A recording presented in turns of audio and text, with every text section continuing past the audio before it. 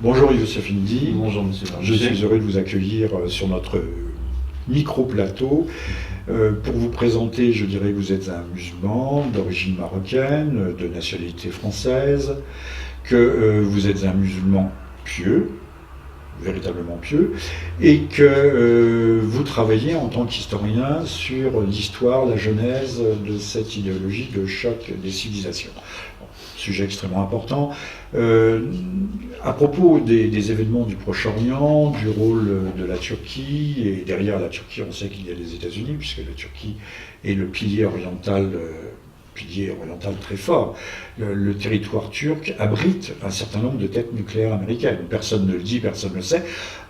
En contravention d'ailleurs du traité de non-prolifération, mais cela est aussi valable pour l'Italie, pour la Belgique et pour l'Allemagne. Autrefois pour l'Espagne. Donc je voudrais avoir votre point de vue sur les événements du Proche-Orient, sur l'avancée de l'État islamique et le rôle pour le moins trouble, en tout cas extrêmement ambigu, des Occidentaux dans toute cette affaire. Alors, le rôle de Daesh au Moyen-Orient peut être compris simplement, et tout d'abord, dans une perspective de redécoupage, je dis bien de redécoupage du Moyen-Orient, selon le plan établi par Oded Yinon en 1982. Ce plan redessinait le Moyen-Orient de la manière suivante. Vous aviez dans son plan la Syrie divisée en 3 voire 4 États. Vous aviez l'Irak divisé en 3 États, sunnites, chiites, au nord kurdes. Et vous aviez aussi un plan pour les Palestiniens, c'est-à-dire évacuer les Palestiniens de Gaza vers la Jordanie.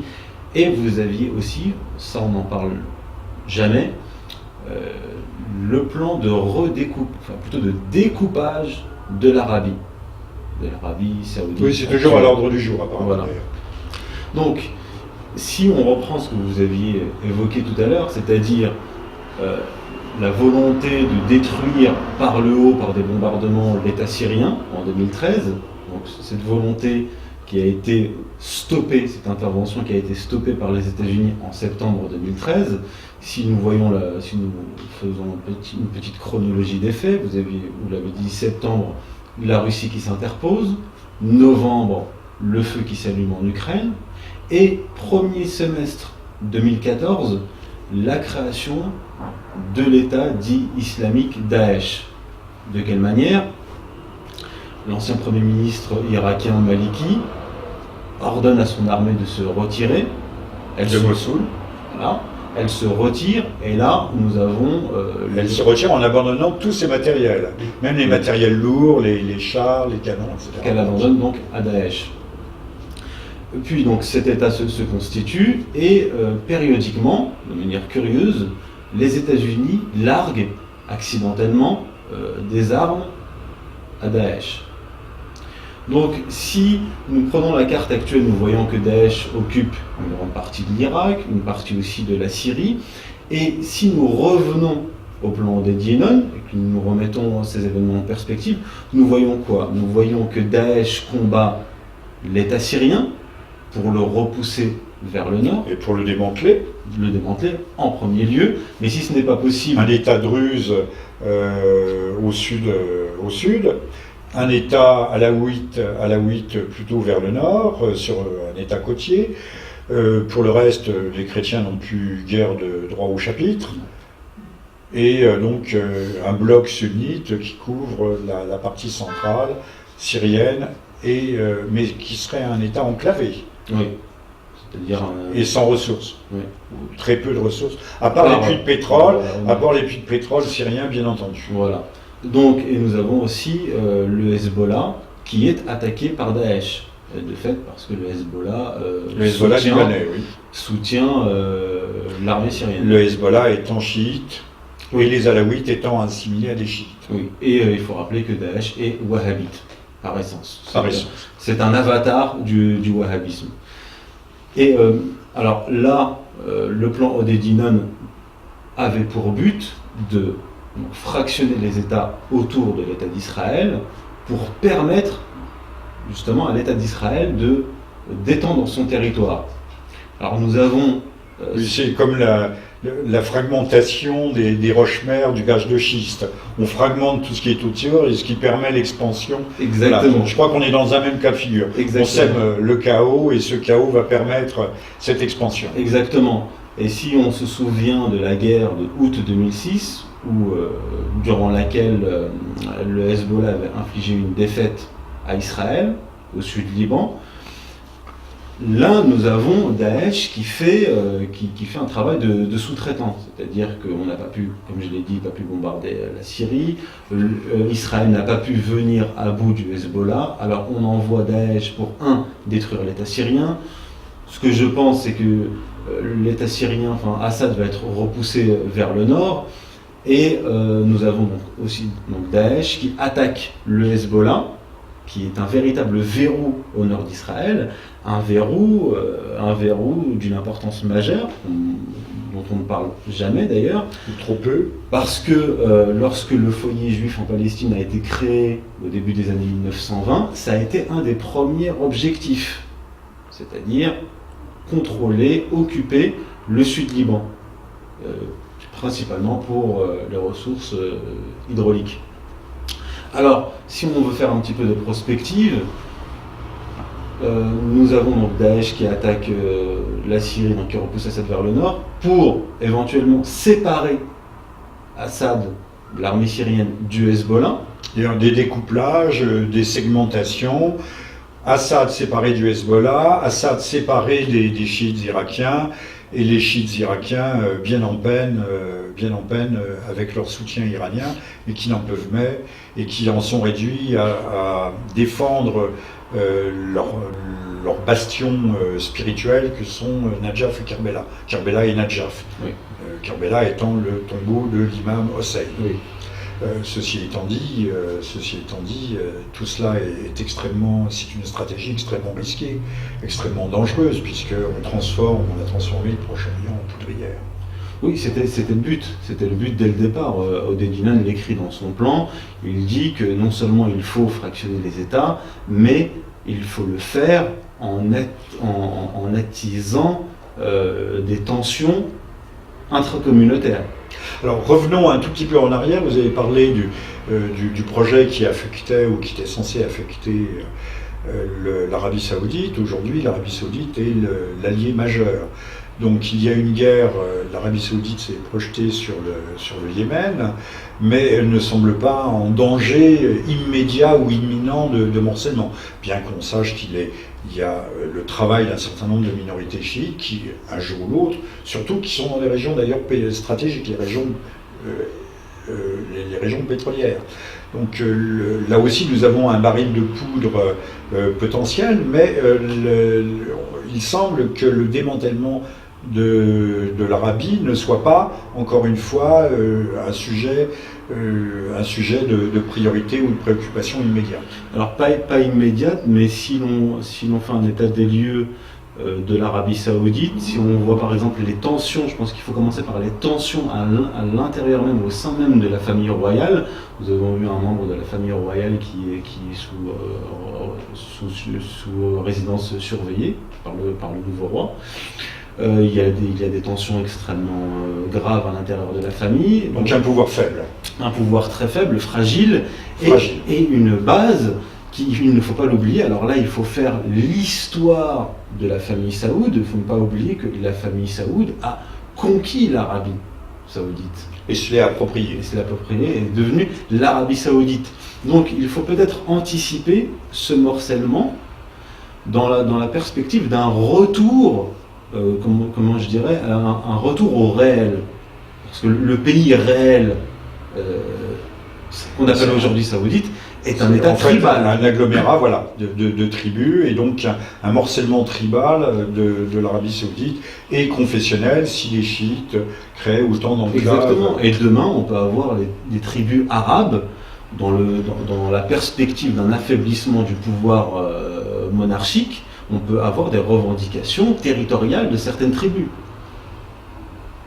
Si le pouvoir s'affaiblit. Alors, il faut savoir qu'aux États-Unis, il n'y a certainement pas unanimité. Aujourd'hui, ce qui prévaut, c'est l'alliance avec l'Arabie Saoudite. Mais il fut un temps, on a vu Par exemple, la Rand Corporation présentait un rapport sous la plume d'un Français qui crée le format d'ailleurs, paix à son âme, il est mort, Laurent Muraviex, qui s'est fait éjecter d'ailleurs à cette époque-là de la Rand Corporation, et on préconisait le démantèlement justement de l'Arabie Saoudite. Alors on peut penser qu'il y a des rapports de force à l'intérieur des mêmes communautés politiques, si je puis dire, ou des mêmes clans néoconservateurs, mais tout le monde n'est pas d'accord sur le rôle et l'usage que l'on peut faire de l'Arabie Saoudite dans ce grand plan de recomposition, de reconfiguration du Proche-Orient. Alors je dirais qu'il y a certaines franges qui ne voudraient pas voir l'Arabie Saoudite tomber, en tout cas pas maintenant. Pas maintenant. Tant qu'il y aurait encore un peu de pétrole dans les réservoirs. Voilà, et ça n'arrangerait pas tout le monde. Si par exemple on prend un des principaux stratèges américains, Zbigniew Brzezinski, lui, il proposerait plutôt une accalmie du Moyen-Orient. Il préfère une stabilité. Parce que c'est un homme qui voit loin et qui voit notamment vers les rives de la mer de Chine. C'est un homme à très grande vision. Et qui est un partisan de l'Empire américain. Alors il y a... De l'Empire mondial. L'Empire mondial. En cela, il rejoint M. Attali qui lui veut...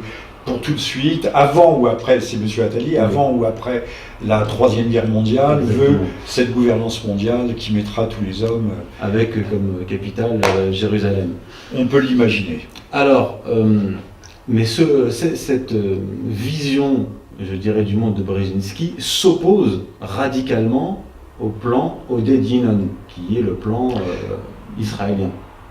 Alors là, il y a contradiction, mais je dirais qu'il y a querelle entre des factions qui ont des visions stratégiques différentes. Je ne dis pas divergentes, mais différentes, parce que tous doivent viser au même objectif final, mais par des voies qui sont apparemment contradictoires. Alors si on fait un état des lieux très élémentaire, nous voyons que c'est le plan Oded-Yinon qui est aujourd'hui appliqué, et non pas la stratégie de Zbigniew Brzezinski. Alors je conclurai en disant que les choses s'aggravent tendanciellement, puisqu'on a 20 000 combattants chiites qui arrivent actuellement en Syrie par des chemins détournés, et pas seulement des Iraniens, il y a beaucoup de pasdaran, des gardiens de la révolution, mais il y a également des chiites afghans. Il faut savoir que tout l'ouest de l'Afghanistan parle farsi, c'est la même chose, farsi.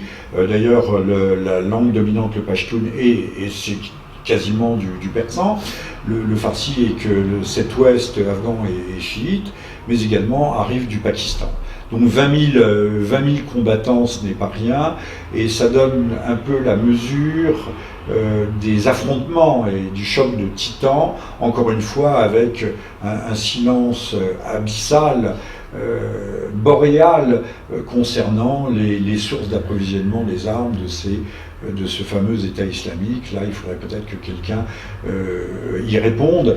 Et aujourd'hui, je vous signale aussi, toujours pour ne pas conclure, qu'une commission parlementaire a été constituée pour examiner dans quelles conditions la France soutiendrait Daesh par des achats pétroliers. Alors ça, c'est une information que vous n'aviez pas, mais que je vous donne. Youssef Indy, je vous remercie. Je vous dis au prochain épisode. C'est moi qui vous remercie, M. Barnaché. À bientôt. À très bientôt.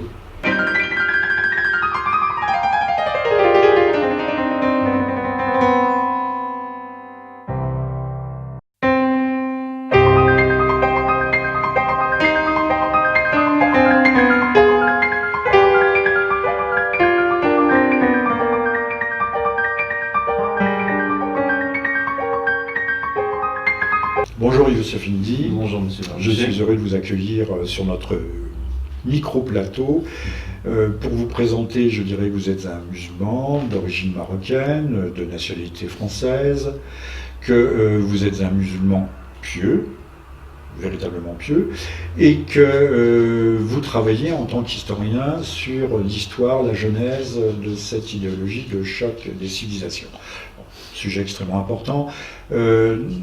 À propos des événements du Proche-Orient, du rôle de la Turquie, et derrière la Turquie, on sait qu'il y a les États-Unis, puisque la Turquie est le pilier oriental pilier oriental très fort.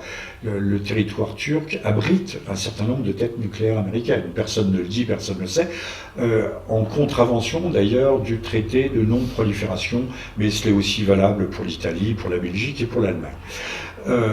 Autrefois pour l'Espagne. Donc je voudrais avoir votre point de vue sur les événements du Proche-Orient, sur l'avancée de l'État islamique et le rôle pour le moins trouble, en tout cas extrêmement ambigu, des Occidentaux dans toute cette affaire.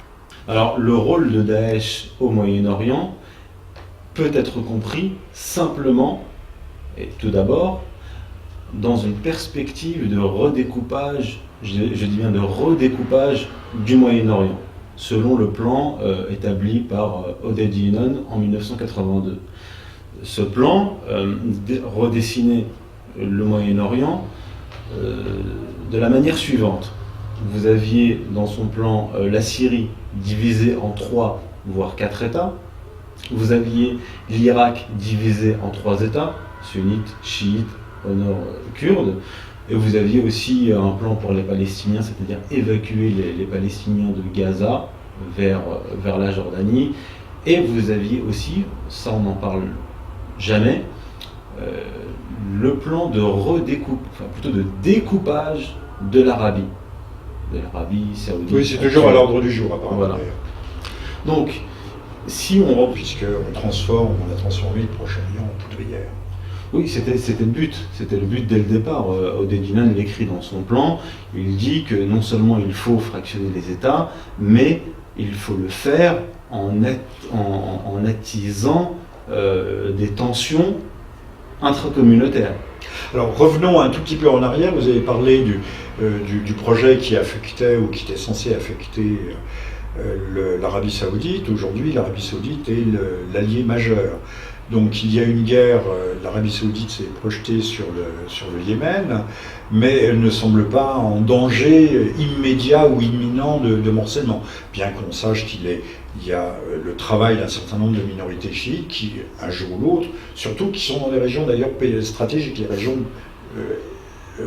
régions pétrolières. Donc là aussi nous avons un baril de poudre potentiel, mais il semble que le démantèlement de l'Arabie ne soit pas, encore une fois, un sujet de priorité ou de préoccupation immédiate. Alors pas immédiate, mais si l'on fait un état des lieux de l'Arabie Saoudite, si on voit par exemple les tensions, je pense qu'il faut commencer par les tensions à l'intérieur même, au sein même de la famille royale. Nous avons eu un membre de la famille royale qui est sous résidence surveillée par le nouveau roi. Il y a des tensions extrêmement graves à l'intérieur de la famille. Donc un pouvoir faible. Un pouvoir très faible, fragile. Et une base il ne faut pas l'oublier. Alors là, il faut faire l'histoire de la famille Saoud. Il ne faut pas oublier que la famille Saoud a conquis l'Arabie Saoudite. Et se l'est approprié. Et est devenue l'Arabie Saoudite. Donc il faut peut-être anticiper ce morcellement dans la perspective d'un retour, comment je dirais, un retour au réel. Parce que le pays réel, qu'on appelle aujourd'hui Saoudite, est un État tribal. Un agglomérat de tribus, et donc un morcellement tribal de l'Arabie Saoudite et confessionnel si les chiites créent autant d'enclaves. Exactement. Et demain, on peut avoir des tribus arabes dans la perspective d'un affaiblissement du pouvoir monarchique. On peut avoir. Alors là, le plan Oded Yinon avait pour but de fractionner les États autour de l'État d'Israël pour permettre justement à l'État d'Israël d'étendre son territoire. Alors nous avons... c'est comme la fragmentation des roches-mères du gaz de schiste. On fragmente tout ce qui est autour et ce qui permet l'expansion. Exactement. Voilà. Je crois qu'on est dans un même cas de figure. Exactement. On sème le chaos et ce chaos va permettre cette expansion. Exactement. Et si on se souvient de la guerre de août 2006, durant laquelle le Hezbollah avait infligé une défaite à Israël, au sud du Liban, Là, nous avons Daesh qui fait un travail de sous-traitant, c'est-à-dire qu'on n'a pas pu, comme je l'ai dit, pas pu bombarder la Syrie, Israël n'a pas pu venir à bout du Hezbollah, alors on envoie Daesh pour, détruire l'État syrien. Ce que je pense, c'est que l'État syrien, enfin Assad va être repoussé vers le nord, et nous avons donc aussi Daesh qui attaque le Hezbollah, qui est un véritable verrou au nord d'Israël, un verrou d'une importance majeure, dont on ne parle jamais d'ailleurs. Trop peu. Parce que lorsque le foyer juif en Palestine a été créé au début des années 1920, ça a été un des premiers objectifs, c'est-à-dire contrôler, occuper le sud-Liban, principalement pour les ressources hydrauliques. Alors, si on veut faire un petit peu de prospective, nous avons donc Daesh qui attaque la Syrie, donc qui repousse Assad vers le nord, pour éventuellement séparer Assad, l'armée syrienne, du Hezbollah. Il y a des découplages, des segmentations. Assad séparé du Hezbollah, Assad séparé des chiites irakiens, et les chiites irakiens bien en peine avec leur soutien iranien, et qui n'en peuvent mais, et qui en sont réduits à défendre leurs bastions spirituels que sont Najaf et Kerbela. Kerbela et Najaf. Oui. Kerbela étant le tombeau de l'imam Hossein. Oui. Ceci étant dit, tout cela c'est une stratégie extrêmement risquée, extrêmement dangereuse. Des revendications territoriales de certaines tribus. Si le pouvoir Alors, s'affaiblit. il faut savoir qu'aux États-Unis, il n'y a certainement pas unanimité. Aujourd'hui, ce qui prévaut, c'est l'alliance avec l'Arabie Saoudite. Mais il fut un temps, on a vu par exemple la Rand Corporation présenter un rapport sous la plume d'un Français qui crée le format d'ailleurs, paix à son âme, il est mort, Laurent Muraviex, qui s'est fait éjecter d'ailleurs à cette époque-là de la Rand Corporation, et on préconisait le démantèlement justement de l'Arabie Saoudite. Alors on peut penser qu'il y a des rapports de force à l'intérieur des mêmes communautés politiques, si je puis dire, ou des mêmes clans néoconservateurs, mais tout le monde n'est pas d'accord sur le rôle et l'usage que l'on peut faire de l'Arabie Saoudite dans ce grand plan de recomposition, de reconfiguration du Proche-Orient. Alors je dirais qu'il y a certaines franges qui ne voudraient pas voir l'Arabie Saoudite tomber, en tout cas pas maintenant. Pas maintenant. Tant qu'il y aurait encore un peu de pétrole dans les réservoirs. Voilà, et ça n'arrangerait pas tout le monde. Si par exemple on prend un des principaux stratèges américains, Zbigniew Brzezinski, lui, il proposerait plutôt une accalmie du Moyen-Orient. Il préfère une stabilité. Parce que c'est un homme qui voit loin et qui voit notamment vers les rives de la mer de Chine. C'est un homme à très grande vision. Et qui est un partisan de l'Empire américain. Alors il y a... De l'Empire mondial. L'Empire mondial. En cela, il rejoint M. Attali, qui lui veut... pour tout de suite, avant ou après, c'est M. Attali, avant ou après la Troisième Guerre mondiale, veut cette gouvernance mondiale qui mettra tous les hommes... Avec comme capitale Jérusalem. On peut l'imaginer. Alors, mais cette vision, je dirais, du monde de Brzezinski s'oppose radicalement au plan Oded-Yinon, qui est le plan israélien. Alors là, il y a contradiction, mais si l'on je dirais qu'il y a querelle entre des factions qui ont des visions stratégiques différentes. Je ne dis pas divergentes, mais différentes, parce que tous doivent viser au même objectif final, mais par des voies qui sont apparemment contradictoires. Alors si on fait un état des lieux très élémentaire, je prends ce que vous aviez évoqué tout à l'heure, c'est-à-dire la volonté de détruire par le haut, par des bombardements, l'État syrien en 2013. Donc cette volonté qui a été stoppée, cette intervention qui a été stoppée par les États-Unis en septembre 2013. Si nous faisons une petite chronologie des faits, vous l'avez dit, septembre, la Russie qui s'interpose, novembre, le feu qui s'allume en Ukraine, et premier semestre 2014, la création de l'État dit islamique Daesh. De quelle manière? L'ancien Premier ministre irakien Maliki ordonne à son armée de se retirer de Mossoul. Voilà. Elle se retire et là nous avons... Elle se retire en abandonnant tous ses matériels, même les matériels lourds, les chars, les canons, etc. Qu'elle abandonne donc à Daesh. Puis donc cet État se constitue et périodiquement, de manière curieuse, les États-Unis larguent accidentellement des armes à Daesh.